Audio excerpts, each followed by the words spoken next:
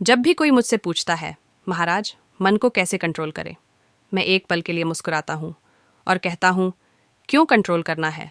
मन कोई जंगली जानवर नहीं है जिसे रस्सी से बांधना पड़े। मन तो एक नदी की तरह है, कभी शांत कभी उग्र। और जैसे हम नदी को नहीं रोक सकते, वैसे ही मन को भी नहीं रोका जा सकता। मैंने अपने जीवन में ये सीखा है, फोकस करना मन को दबाने से नहीं आता, उसे समझने से आता है। जिस दिन आप मन को समझ लेते हो, उसी दिन से ध्यान एफर्टलेस हो जाता है।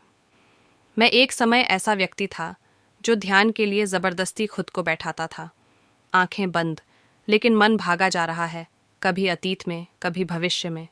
मैं सोचता था, शायद मैं ध्यान के लायक नहीं हूँ। पर फिर एक वृद्ध साधु से मुलाकात हुई। उन्होंने कहा, बेटा, ध्यान कोई अभ्यास नहीं, ध्यान तो स्थिति है। उसे प्राप्त नहीं किया जाता, उसे होने दिया जाता है। उनकी बात ने मेरे जीवन की दिशा ही बदल दी। फोकस कोई लक्ष्य नहीं है, ये एक परिणाम है। जब हम अपने जीवन से डिस्ट्रैक्शन को धीरे धीरे कम करते हैं, जब हम हर पल को पूरा जीते हैं, तो फोकस अपने आप आ जाता है।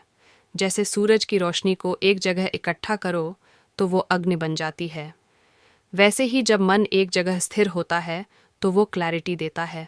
लेकिन ये क्लैरिटी तब नहीं आती जब आप मन को पकड़ने की कोशिश करते हैं, बल्कि तब आती है जब आप उसे खुला छोड़ते हैं, लेकिन अवेयर रहते हैं।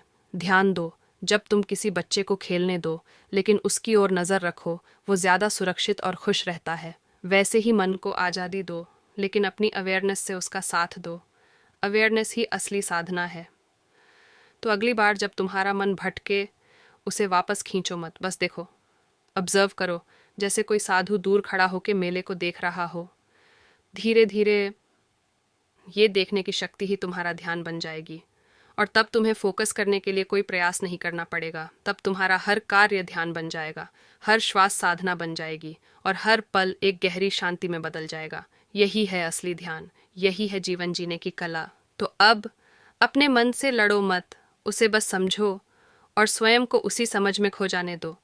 शांत रहो और देखो भीतर क्या घट रहा है। यहीं से शुरू होती है सच्ची यात्रा,